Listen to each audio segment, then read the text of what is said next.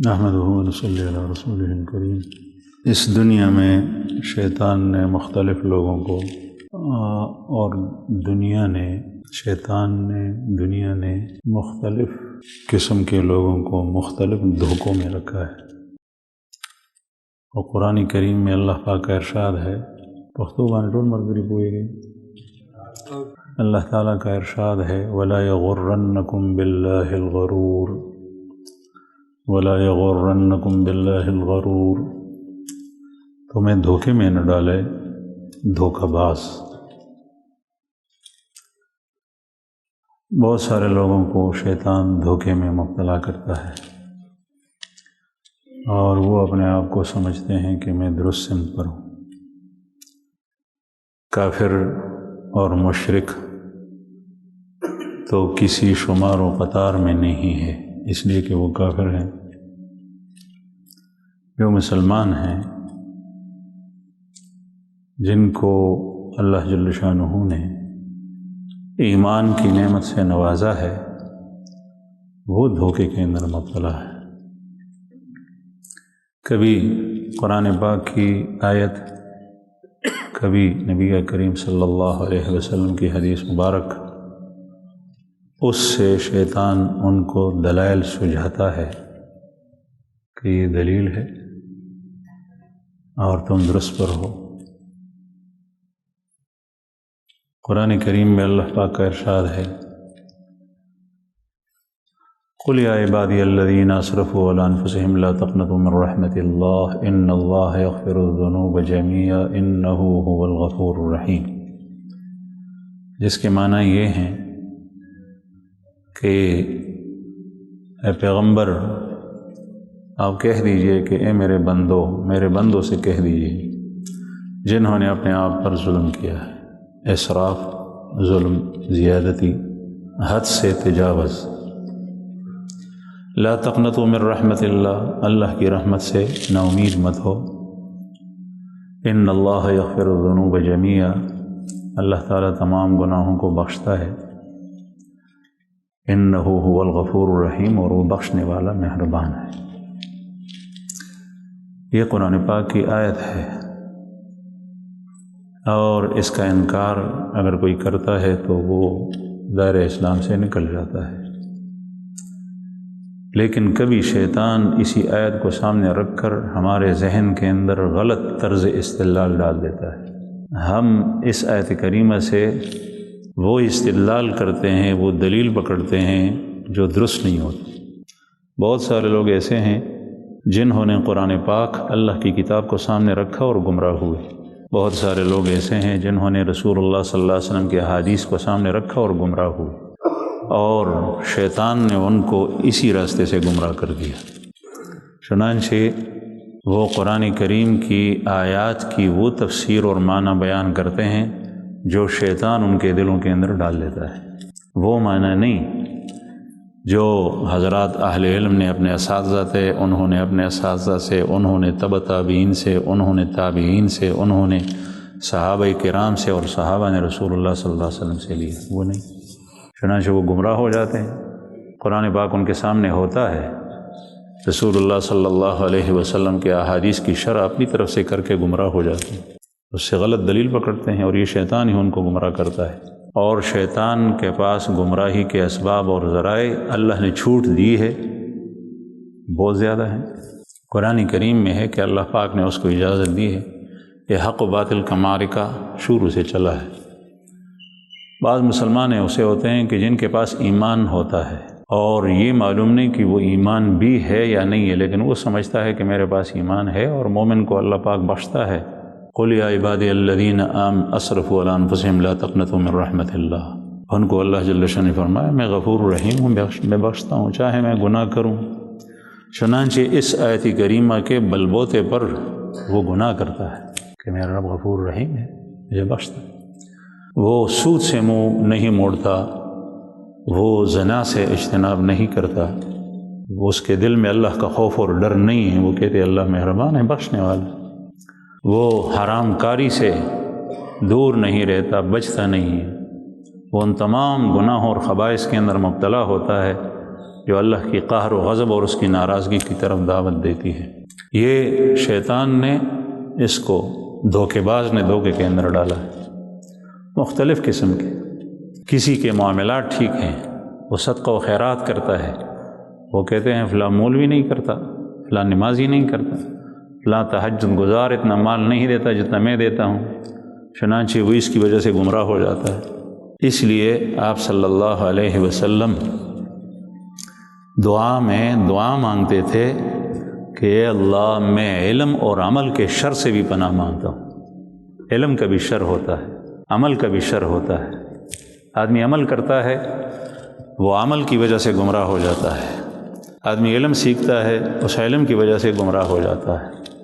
تو مختلف لوگ مختلف گناہوں میں، جو نمازی ہیں پھر وہ مال کے ساتھ محبت، دنیا نے اس کو گمراہ کر دیا، دھوکے کے اندر ڈالا، چنانچہ وہ فرض زکوٰۃ اور واجبات، واجب صدقات، حقوق العباد، اس کے ادا کرنے میں کوتاہی کرتا ہے، وہ ادا نہیں کرتا۔ وہ کہتے ہیں میں نماز پڑھتا ہوں، مجھے ان چیزوں کی ضرورت نہیں ہے۔ تو شیطان مختلف طریقوں سے انسان کو گمراہ کر دیتا ہے۔ بعض پھر یہ ٹھیک ٹھاک نیک آدمی ہوتا ہے لیکن وہ علم نہیں سیکھتا، وہ علم نہیں سیکھتا۔ وہ کہتا ہے کہ میں اچھے اچھے خواب دیکھتا ہوں، میرے دل کے اندر اللہ جل شانہ نے اچھی باتیں ڈالی ہیں، اور کسی کے سامنے کوئی کبھی بیان کرتا ہے، اس کی تائید کرتا ہے کہ یہ اچھی بات ہے، چنانچہ وہ اس کی گمراہی کا سبب بن جاتا ہے۔ وہ کہتا ہے میں ٹھیک راستے کے اوپر ہوں، مجھے کسی سے علم سیکھنے کی ضرورت ہی کیا ہے۔ کبھی اگر اس کی اصلاح کرنے والا جس سے اس کو تعلق ہے، اس کا مرشد ہے یا جو بھی ہے، عالم ہے، اس کی اصلاح کرتا ہے کہ نہیں اس طرح نہیں ہے، آپ غلط سمجھے ہیں، وہ کہتے ہیں میں ٹھیک ہوں، اگرچہ اس کے سامنے نہیں کہتا، تنہائی کے اندر جا کر کہتا ہے کہ یہ آدمی میرے مرتبے کو پہنچا نہیں، میں جس مرتبے کو پہنچا ہوں اس وہاں تک یہ نہیں پہنچا، مجھے اللہ کے ساتھ خاص راز و نیاز ہے، اس کو نہیں ہے، مجھے اللہ جل شانہ میرے دل کے اندر خاص قسم کی باتیں ڈالتا ہے، اس کو نہیں ڈالتا، میں اچھے اچھے خواب دیکھتا ہوں، یہ نہیں دیکھتا۔ مجھے ایک شخص نے کہا کہ ہمارے پڑوس میں شیعہ رہتے ہیں اور وہ اور اس کی بیوی اور گھر والے بڑے اچھے اچھے خواب دیکھتے ہیں، تو آپ اس کے بارے میں کیا کہتے ہیں؟ میں نے کہا اگر وہ شیعہ ہے تو ٹھیک نہیں ہے، شیعوں کا راستہ وہ غلط راستہ ہے۔ تو اس نے کہا کہ وہ تو بڑے اچھے خواب دیکھیں اور آپ صلی اللہ علیہ وسلم کی بھی زیارت ہوتی ہے۔ تو پہلے تو میں یہ عرض کروں کہ اگر نبی کریم صلی اللہ علیہ وسلم کی زیارت روزانہ بھی کسی کو ہو لیکن وہ صحیح راستے کے اوپر نہیں جا رہا تو اس کو یہ خواب میں آنا آپ صلی اللہ علیہ وسلم کا کبھی بھی فائدہ نہیں دے گا، آخرت میں کچھ بھی نہیں دے گا اگر وہ شریعت کے اوپر برابر نہیں چل رہا۔ دوسری بات یہ ہے کہ رسول اللہ صلی اللہ علیہ وسلم کا خواب میں دیکھنا ہمیشہ آپ صلی اللہ علیہ وسلم کا دیکھنا نہیں ہوتا۔ بعض لوگوں نے یہ سمجھا ہے، حدیث مبارک میں آتا ہے من رآنی فی المنام فکأنما رآنی فإن الشیطان لا يتمثل بی، من رآنی فی المنام فکأنما رآنی یا فإنہ رآنی فإن الشیطان لا يتمثل بی، جس نے خواب میں مجھے دیکھا تو اس نے مجھے دیکھا۔ مجھے معلوم ہے ترمذی شریف کی حدیث ہے، دوسرے احادیث کی کتابوں کے اندر ہے، وہ کہتے ہیں میں نے دیکھا۔ لیکن حضرت عبداللہ ابن عباس رضی اللہ عنہما کے پاس جو آتا، عبداللہ ابن عباس رسول اللہ صلی اللہ علیہ وسلم کے صحابی ہیں جنہوں نے رسول اللہ صلی اللہ علیہ وسلم کو اپنی آنکھوں سے دیکھا ہے، آپ کے گھر میں رہے ہیں، آپ کے رشتہ دار ہیں، چچا کے بیٹے ہیں، بچپن میں بھی آپ کے پاس رہے ہیں، آپ کے قریب رہے ہیں، تو وہ خواب دیکھنے والے سے پوچھتے کہ تم نے کیسے دیکھا ہے، مجھے بتاؤ ذرا۔ وہ حلیہ اور نقشہ بیان کرتا وہ شخص جنہوں نے زندگی میں رسول اللہ صلی اللہ علیہ وسلم کو نہیں دیکھا، خواب میں دیکھا، اگر وہ اسی طرز پہ ہوتا جس طریقے سے آپ صلی اللہ علیہ وسلم کا حلیہ مبارک تھا تو عبداللہ ابن عباس فرماتے کہ تو نے ٹھیک دیکھا ہے،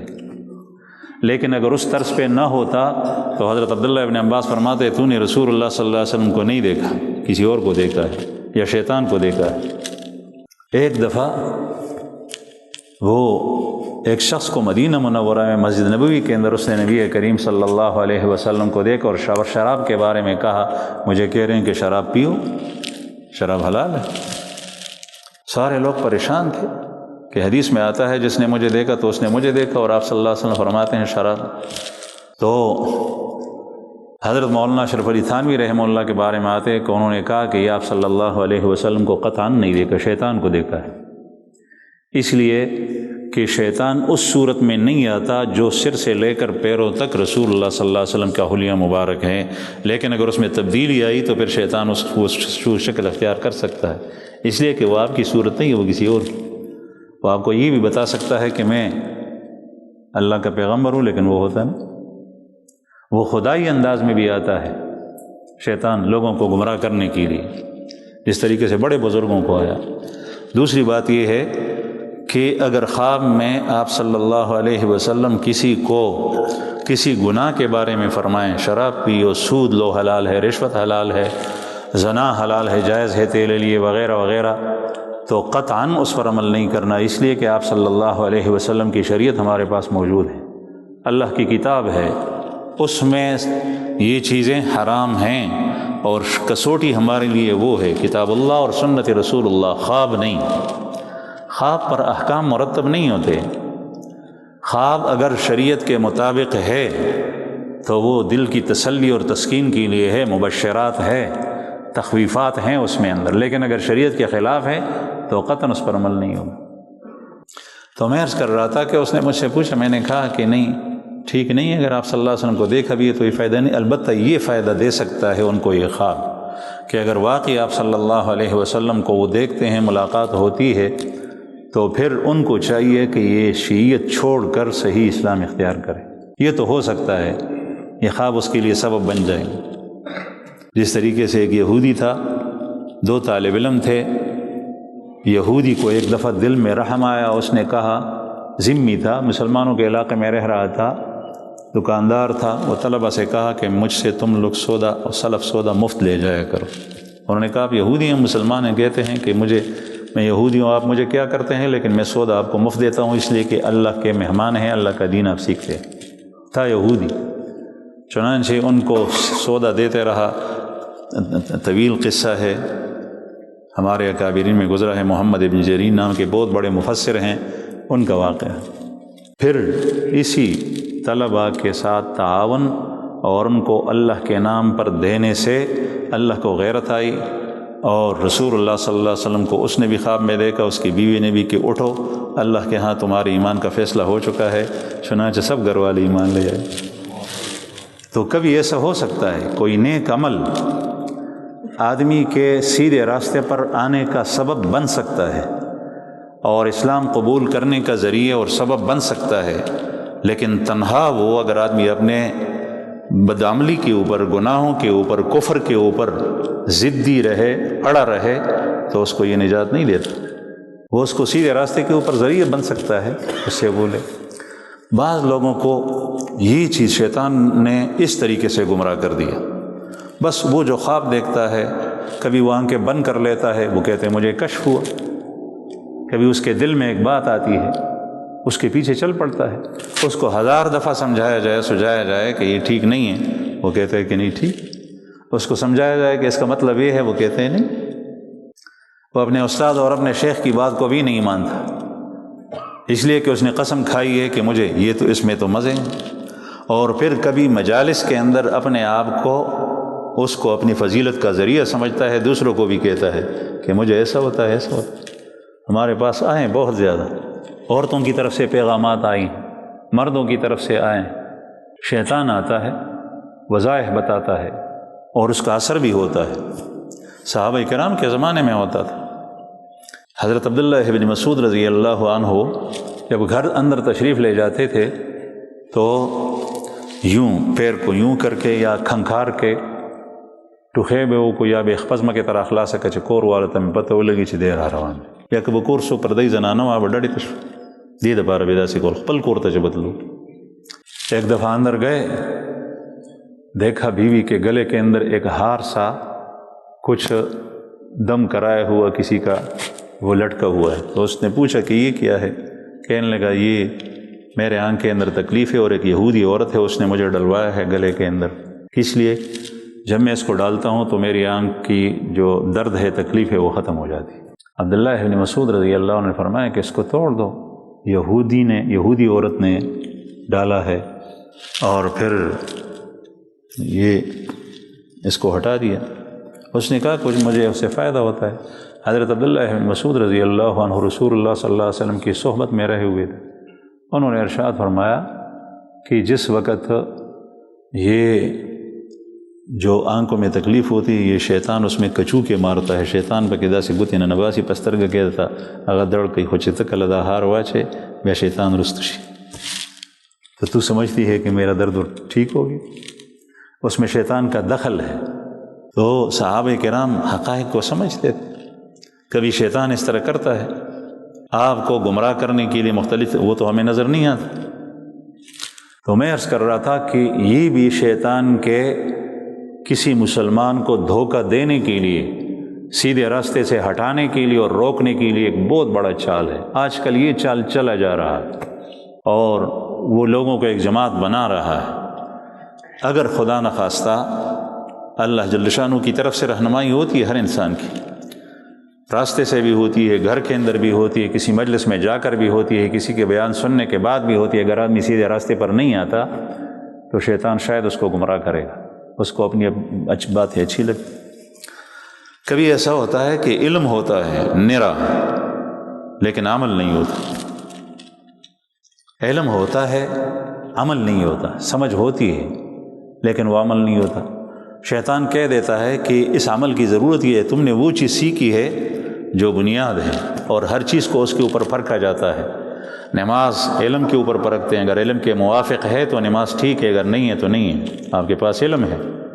آپ کے پاس زکوٰۃ کا علم ہے، آپ کے پاس طہارت کا علم ہے، لوگ پتہ نہیں وضو کرتے ہوں گے، استنجا کرتے ہوں گے کس طریقے سے، آپ کے پاس علم ہے۔ اور فقیہ واحد اشد علی الشیطان من الف عابدی، ایک عالم، ایک فقیہ وہ شیطان کے اوپر 1000 عابدوں سے بھاری ہے۔ تو میں فلاں کی طرح عبادت کیا کروں، فلاں کی طرح عبادت کیا کروں، راتوں کو نیند کیوں نہیں کرتا جب میں جاگتا ہوں، تہجد پڑھتا ہوں، مجھے تہجد پڑھنے کی ضرورت ہی کیا ہے، الیاذ باللہ۔ اس طریقے سے وہ عمل سے شیطان اس کو روک دیتا ہے۔ اس کے سامنے صرف صورت علم، ایک ہے حقیقت علم۔ حقیقت علم یہ ہے کہ جب دین کا علم آتا ہے تو اس پر عمل کرنا ضرور ہوتا ہے، علم کے بعد عمل ضرور ہوتا ہے۔ علم اس لیے ہوتا ہے کہ سب سے پہلے اس پر خود عمل کیا جائے۔ اور میں آپ کو عرض کروں، نبی کریم صلی اللہ علیہ وسلم، آپ اپنے اکابر کو دیکھیں، رسول اللہ صلی اللہ علیہ وسلم سے کائنات میں مخلوق میں کوئی افضل نہیں، یہاں تک کہ تمام فرشتوں سے بھی آپ افضل ہیں، حضرت جبریل سے بھی۔ اس کی وجہ یہ ہے کہ جبریل اس کی خدمت میں آتے تھے، آپ صلی اللہ علیہ وسلم کی خدمت میں آتے، دروازہ کھٹکھٹاتے، آپ صلی اللہ علیہ وسلم مخدوم ہیں، جبریل آتے، کبھی کیا خبر لے کے آتے، کبھی کیا، حالانکہ وہ سید الملائکہ ہے، تمام فرشتوں کے سردار، لیکن آپ صلی اللہ علیہ وسلم کی نبوت، آپ کی رسالت، آپ صلی اللہ علیہ وسلم کی تمام مخلوق میں افضلیت، اور آپ صلی اللہ علیہ وسلم کے علم تک کسی کا علم نہیں پہنچتا، پوری دنیا کا علم جمع کر کے وہ پیغمبر کے علم تک نہیں پہنچتا اس زمانے کے، اور تمام انبیاء کرام کا جو علم دیا گیا تھا، نبی کریم صلی اللہ علیہ وسلم کا علم سب سے بڑا ہے، اور تمام انبیاء اور آپ صلی اللہ علیہ وسلم کا اور تمام لوگوں کا علم اکٹھا کر کے وہ اللہ کے علم کے مقابلے میں ایسا بھی نہیں جس طریقے سے ایک قطرہ سمندر کے مقابلے میں، لیکن رسول اللہ صلی اللہ علیہ وسلم اتنے بڑے رتبے پر فائز ہونے کے باوجود آپ صلی اللہ علیہ وسلم کا عمل کیا تھا، اتنی طویل اور لمبی نماز پڑھتے رات کو، حتیٰ توربت قدمہ، آپ صلی اللہ علیہ وسلم کے قدم مبارک سوج جاتے، پہ اوپر سے۔ امہات المومنین صحابہ کرام، ان کو ترس آتا تھا کہ یا رسول اللہ، آپ کو تو اللہ جل شانہ نے بخش دیا ہے، بخشائے کو اتنی تکلیف اٹھانے کی ضرورت کیا ہے؟ آپ ارشاد فرماتے افلا اکون عبدا شکورا، کہ کیا میں اللہ کا شکر گزار بندہ نہ بنوں؟ حضرت عباس رضی اللہ عنہ چچا ایک دفعہ گئے، نبی کریم صلی اللہ علیہ وسلم صحابہ کرام کی مجلس سے اٹھ گئے، کبھی پتہ نہیں تھا کہ کہاں ہیں، دیکھا حضرت عباس نے کہ ایک باغ میں ہیں، صحابہ کرام ادھر ادھر پھر گئے کہ دیکھیں کہاں پر چلے گئے، باغ کے اندر ہے، سجدے میں پڑے ہوئے ہیں۔ حضرت عباس رضی اللہ عنہ فرماتے ہیں کہ اتنا ایسا سجدہ کیا کہ میں سمجھ گیا کہ آپ کی روح پرواز کر گئی۔ اب یہ اندازہ کہ سجدے میں روح پرواز کی دو چیزوں سے ہوتا ہے۔ کس سے؟ ایک یہ کہ وہ سجدہ بڑا طویل ہو، بہت لمبا سجدہ ہو، اور دوسری یہ کہ آپ صلی اللہ علیہ وسلم نماز میں حرکت نہیں کرتے تھے، حرکت نہ ہو، نہ ہاتھ ہلے، نہ پیر ہلے، نہ جسم ہلے، حرکت کرے تب پتہ چلتا ہے کہ روح پرواز کر گئی۔ اگر آدمی حرکت کرتا ہے تو پھر کسی کو یہ گمان نہیں ہوتا۔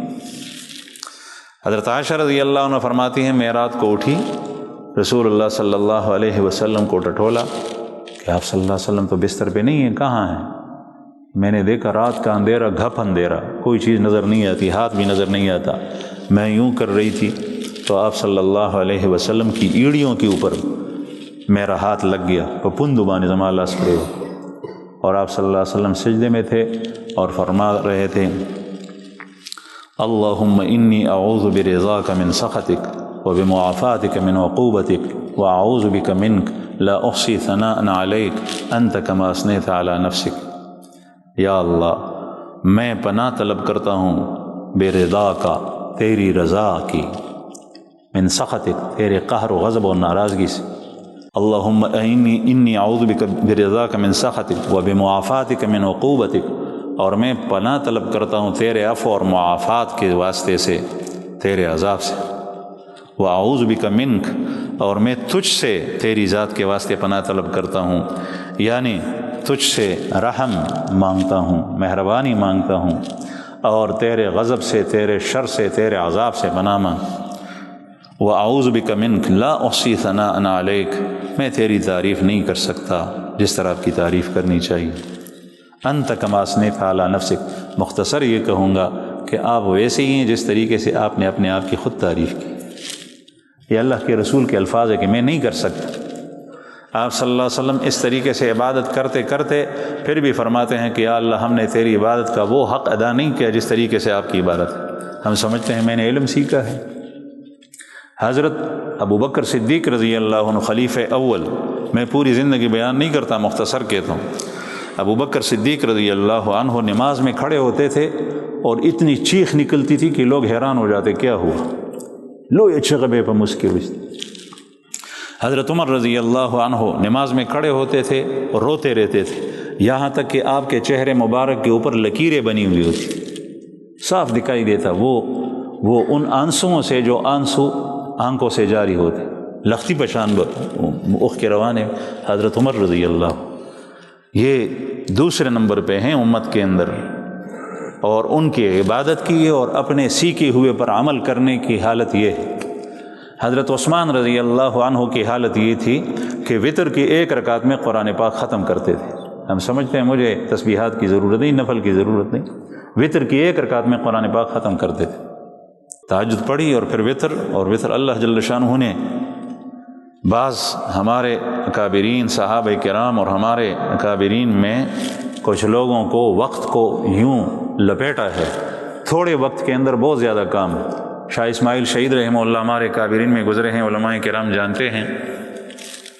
انہوں نے سکھوں کے خلاف اور وہ کیا، جنگ کیا، جہاد کیا۔ سید احمد شہید بریلوی رحمہ اللہ اپنے استاد اور شیخ کے ساتھ مل کر بالاکوٹ میں دونوں مدفون ہیں، دونوں کی قبریں۔ شاہ اسماعیل شہید رحمہ اللہ عصر کی نماز سے لے کر مغرب تک قرآن پاک سارا کا سارا ختم کرتے تھے، سرعت کلام دیا ہے۔ تو حضرت عثمان رضی اللہ عنہ کی یہ حالت ہے۔ حضرت علی کرم اللہ وجہہ،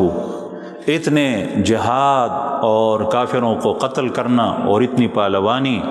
دین کو اتنا فائدہ پہنچا، امت کو ان سے کتنا فائدہ پہنچا، اس کے باوجود رات کو اللہ کے سامنے کھڑے ہو کر اپنی داڑھی پکڑتے اور روتے روتے اور کہتے یا دنیا غری غیرک، غری غیرک، اے دنیا میرے علاوہ کسی اور کو دھوکہ دو، مجھے دھوکہ نہیں دے سکتی۔ روتے،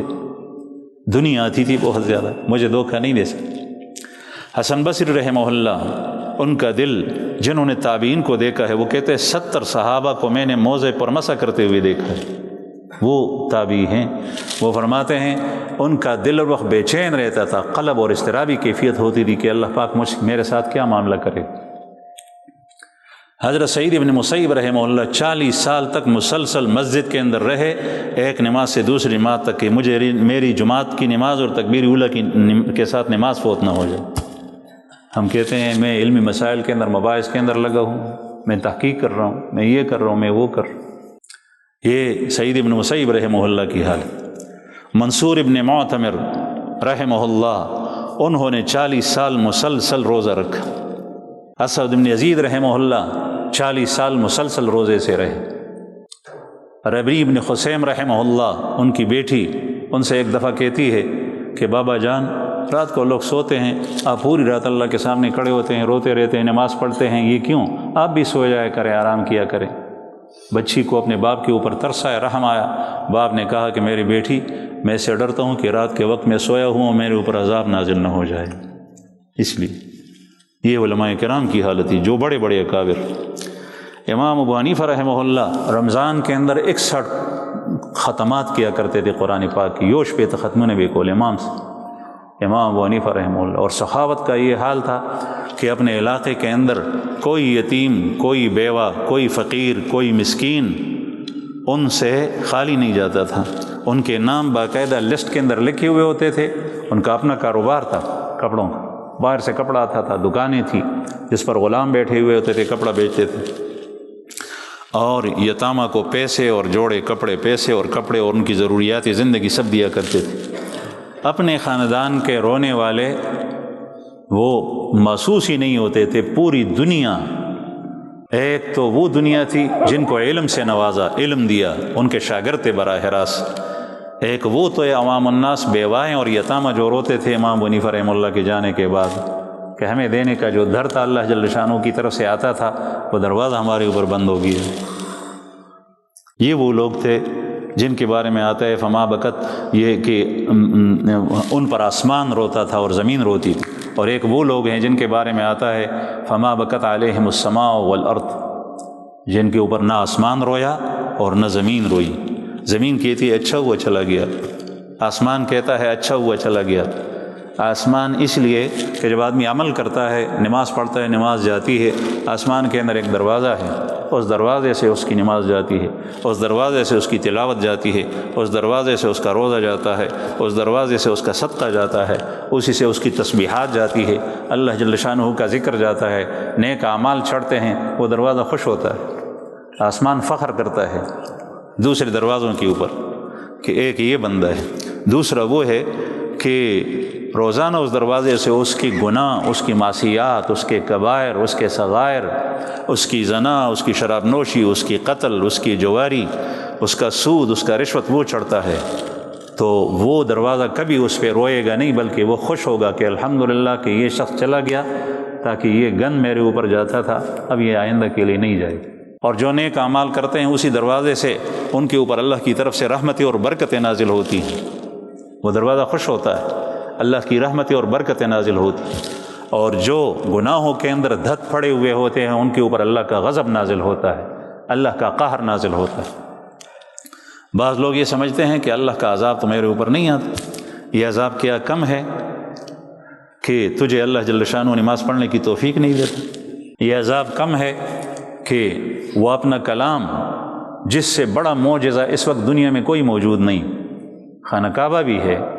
لیکن اللہ جل شانہ کا کلام قرآن پاک رسول اللہ صلی اللہ علیہ وسلم کا وہ معجزہ ہے جو رہتی دنیا تک یوں رہے گا، ہر جگہ اللہ جل شانہ اس کو پہنچائے گا۔ انا نحن نزلنا الذکر وانا لہ لحافظون۔ لیکن کبھی اس معجزے سے آپ نے فائدہ نہیں اٹھایا، آپ نے دیکھا نہیں کہ اس میں کیا ہے، تلاوت نہیں کی۔ تلاوت کی ہے تو یہ عذاب کیا کم ہے، تدبر اور غور و فکر سے تلاوت نہیں کی۔ نماز پڑھی آپ نے، لیکن یہ عذاب کیا کم ہے کہ شروع سے لے کر آخر تک آپ نے نماز پڑھ لی، آپ کو پتہ ہی نہیں چلتا کہ میں نے کون سی نماز پڑھی، ظہر کی تھی یا عصر کی تھی، آپ کو مزہ ہی نہیں آیا۔ اور بہت سارے لوگ ایسے ہیں، سفیان ثوری رحمہ اللہ فرماتے ہیں، سفیان ثوری رحمہ اللہ مسلسل رات کو رہے تھے، امام ابو حنیفہ رحمہ اللہ مسلسل رات کو نماز پڑھتے، فجر کی نماز اس وضو سے پڑھتے، 40 سال تک پڑھی ہے جو عشاء کی نماز کے لیے انہوں نے وضو کیا، 40 سال تک۔ یہ ان حضرات کی حالت تھی جس کا نام ابھی لیا جاتا ہے، جس کے مذہب پر ہم ہیں، جو ائمہ تھے۔ سفیان ثوری رحمہ اللہ فرماتے ہیں کہ اگر ان بادشاہوں کو یہ پتہ چلے کہ اللہ جل شانہ نے ہماری نماز میں ہمیں کیا لذت دی ہے تو یہ ہمارے ساتھ تلواروں کے ساتھ لڑیں گے یہ لذت چھیننے کے لیے۔ ان کی بادشاہی کے اندر ان کے مال میں کیا لذت ہے، جو لذت اللہ پاک نے ہمیں دی ہیں ان کو پتہ نہیں ہے، اس لیے ہم سے لیتے نہیں، چھینتے نہیں۔ آپ دیکھتے ہیں آپ کے آج کے دور میں ایک آدمی کے پاس سرمایہ ہے، وہ اس کو چھپاتا ہے، اس لیے چھپاتا ہے کہ گورنمنٹ اس کو لیتی، کبھی کہاں پر کیا ٹیکس آتا ہے، کہیں پر کیا پریشانی آتی ہے، کہیں پر کیا ہوتا ہے، یہاں سے گھیر لیتا ہے، وہاں سے گھیر لیتا ہے، وہاں سے گھیر لیتا ہے۔ لیکن ایمان کی لذت، نماز کی حلاوت، قرآن کریم کی حلاوت، اللہ کے ذکر کی لذت اور حلاوت آپ سے کوئی نہیں چھین سکتا، اس سے اگر آپ لوئے لگائے رکھے اور تعلق رکھے۔ بہرحال میں عرض یہ کر رہا تھا کہ بہت سارے لوگ ایسے ہیں جن کو شیطان نے علم کے ذریعے سے دھوکے میں رکھا ہے، آپ کو اللہ نے علم سے نوازا، چنانچہ کبھی تکبر میں مبتلا کرتا ہے، کبھی ریا کے اندر مبتلا کرتا ہے، کبھی عمل کرنے نہیں دیتا، کبھی استغفار کے لیے نہیں چھوڑتا، کبھی اللہ کا ذکر وہ نہیں کرتا، اس لیے کہ میرے پاس ہی تسبیحات سے ان کو روکتا ہے، تہجد سے روکتا ہے۔ رسول اللہ صلی اللہ علیہ وسلم تو لوگوں کو ترغیب دیتے ہیں۔ حضرت عبداللہ ابن عمر رضی اللہ عنہ صحابی ہیں، امیر المومنین حضرت عمر رضی اللہ عنہ کے صاحبزادے ہیں۔ انہوں نے ایک دفعہ خواب دیکھا کہ ایک دو شخص آئے اور مجھے اٹھائے اور مجھے لے گئے، سامنے جہنم ہے، جہنم کے قریب مجھے کھڑا کر دیا، وہاں ایک دوسرا فرشتہ تھا، اس نے ان سے مجھے چھڑوایا اور مجھے کہا اب تیرا وقت نہیں ہے، جاؤ واپس۔ صبح کو اپنی بہن حضرت حفصہ رضی اللہ عنہ جو رسول اللہ صلی اللہ علیہ وسلم کی زوجہ مطہرہ تھی اور تمام مسلمانوں کی ماں ہے، ام المومنین حضرت عمر رضی اللہ عنہ کی صاحبزادی ہیں، اپنی بہن کو خواب سنایا کہ میرے بارے میں رسول اللہ صلی اللہ علیہ وسلم سے پوچھیں کہ اس کی تعبیر کیا ہے۔ آپ صلی اللہ علیہ وسلم نے ارشاد فرمایا کہ عبداللہ بہت اچھے آدمی ہے لیکن کاش رات کو نماز کے لیے اٹھتا، ابھی جوان ہے، عمر چھوٹی تھی، صحابہ کرام راتوں کو اٹھتے۔ فرماتے ہیں کہ اس کے بعد میری تہجد کی نماز رات کو کبھی نہیں چھوٹی۔ تو میں عرض کر رہا تھا کہ شیطان مختلف طریقوں سے لوگوں کو گمراہ کرتا ہے، مجھے کسی نے پرسوں بات کی کہ ہمارا ایک ساتھی تھا، وہ کہتا کہ یہ انگریز اور یورپ والے اور یہ لوگوں کے بارے میں وہ کہہ رہا تھا کہ وہ مسلمانوں سے اچھے ہیں، یہ لوگ جھوٹ بولتے ہیں، وہ جھوٹ نہیں بولتے، یہ لوگ دھوکہ دہی کرتے ہیں، وہ دھوکہ دہی نہیں کرتے، ان کا کاروبار صاف ہے وغیرہ وغیرہ۔ یہ بھی شیطان کا دھوکہ ہے جو بعض لوگوں سے، مسلمانوں کی زبانوں سے الحاد اور زندقے کی کلام نکالتا ہے اور ان کے ایمان کو سلب کرتا ہے۔ اس سے اجتناب کرنا چاہیے، ایسی باتیں نہیں کرنی چاہیے۔ میں نے خود جدہ کے ایئرپورٹ کے اندر ایک شخص کو حج سے واپس آتے ہوئے دیکھا، اس نے حج کیا تھا، وہ سمجھتا کہ بس میں پہنچ گیا، وہ عرب کو گالیاں دے رہا تھا اور کہہ رہا تھا کہ انگریز ان سے اچھے ہیں، اس لیے کہ وہ قطار میں کھڑا تھا، وہ اپنے آپ کو بڑا معتبر سمجھ رہا ہوگا کہ مجھے سیدھا جانا چاہیے کاؤنٹر پہ، حالانکہ ان کے ہاں تو وہ ہے کبھی وہ ڈھیلے چلتے ہیں، آرام سے کام کرتے ہیں، کبھی گھنٹے لگ جاتے ہیں، تو وہ اس بنیاد پر گالیاں ایسی گالیاں دیتا تھا جس گالی سے ایمان اسی وقت سلب ہو جاتا ہے۔ یہ کہنا کہ ان مسلمانوں سے وہ انگریز اور یہودی اچھے ہیں، اس سے ایمان جاتا رہتا ہے، اس کا مطلب یہ ہے کہ ایمان سے کفر اور یہودیت اچھا ہے۔ ہاں اگر آپ کے دل کے اندر کچھ اور ہو، یہ عمل ٹھیک نہیں ہے، وہ عمل ٹھیک ہے، وہ الگ بات ہے، لیکن عموماً زبان پہ یہ فرق نہیں ہوتا، اس فرق کے بغیر یہ کلام کیا جاتا ہے۔ اور میں آپ کو بتا دوں، ایک آدمی ہے جس کا ایمان ٹھیک ہے، اس کے پاس ایمان ہے، لیکن اس کی زبان جھوٹ کے اندر مبتلا ہے، تو میں آپ سے عرض کرتا ہوں کہ ایمان جانا بڑا نقصان ہے یا سچ جانا اور جھوٹ زبان پہ جاری ہونا بڑا نقصان ہے؟ ایمان چلا جائے یہ بڑا نقصان ہے۔ تو کافر اگر سچ بولتے ہیں، عیسائی اگر سچ بولتے ہیں، وہ معاملات درست کرتے ہیں، لیکن ایمان نہیں، اللہ پر ایمان نہیں ہے، تو ان کا بڑا سرمایہ شیطان لے کر گیا ہے۔ تو شیطان پاگل ہے جو اپنے آپ کو تھکاتا ہے کہ ان کو جھوٹ میں مبتلا کرے، اس لیے کہ ان کا سچ ان کو کوئی فائدہ نہیں دیتا۔ میں عرض کر رہا تھا کہ یہ فرق جاننا چاہیے اور اس قسم کے الفاظ زبان پہ نہیں لانی چاہیے۔ ہاں ایمان کے ساتھ جھوٹ بولنا یہ کافروں کا کام ہے، جھوٹ بولنا مومنوں کا نہیں ہے، دھوکہ دینا کافروں والا کام ہے، نماز نہ پڑھنا کافروں والا کام ہے، مومنوں کا نہیں ہے۔ آپ صلی اللہ علیہ وسلم کا ارشاد مبارک ہے کہ مومن اور کافر و مشرک میں فرق وہ ترک الصلاۃ صحابہ فرماتے ہیں نماز کا چھوڑ دینا ہے، اس لیے یہ کافروں کا کام ہے۔ امام بخاری رحمہ اللہ نے فرمایا کفر دون کفر، ایک کفر دوسرے کفر سے کم ہے۔ ایک کفر تو یہ ہے سب سے بڑا کہ ایمان چلا جائے، اور ایک کفر یہ ہے کہ آدمی کفر والا عمل کرے، اعمال کے اعتبار سے کفر ہے، اگرچہ عقیدے کے اعتبار سے شخص مسلمان ہے، اسے بھی بچنا چاہیے۔ تو میں عرض کر رہا تھا کہ یہ فرق جاننا چاہیے آج کل کہ شیطان مجھے کس طریقے سے گمراہ کرتا ہے۔ وَلَا يَغُرَّنَّكُمْ بِاللَّهِ الْغَرُورُ، تمہیں یہ دھوکے باز دھوکے کے اندر نہ ڈالے۔ اللہ پاک ارشاد فرماتے ہیں ہمیشہ ہوشیار رہنا چاہیے کہ مجھے شیطان کس طرف سے مارتا ہے۔ اللہ پاک ہماری اصلاح فرمائیں اور ہمیں اچھی باتوں پر عمل کرنا نصیب فرمائیں۔ دا بعضې وروڼه ماشومان ځان سره راولي، واړه ماشومان، تاسو خدای وبخښه ماشومانو ته کور کې څه ښیي، دا مجلس داسې دی چې په دې خبرو واړه ماشومان نه پوهېږي، او دا ماشومان راشي دا جومات تاسو وګورئ په دې څومره خواري شوي ده، ځای په ځای کرښې په دې راښکلي، کرښې راښکلي، چېرته کاڼی راښکلی، چېرته پنسل راښکلی، نو دې سره جومات خرابېږي او تاوان کیږي وسره، دا الله کور دی، خرابول نہیں پکار۔ رسول اللہ صلی اللہ علیہ وسلم فرمائیں جنبوا صبیانکم عن المساجد او کما قال علیہ السلام،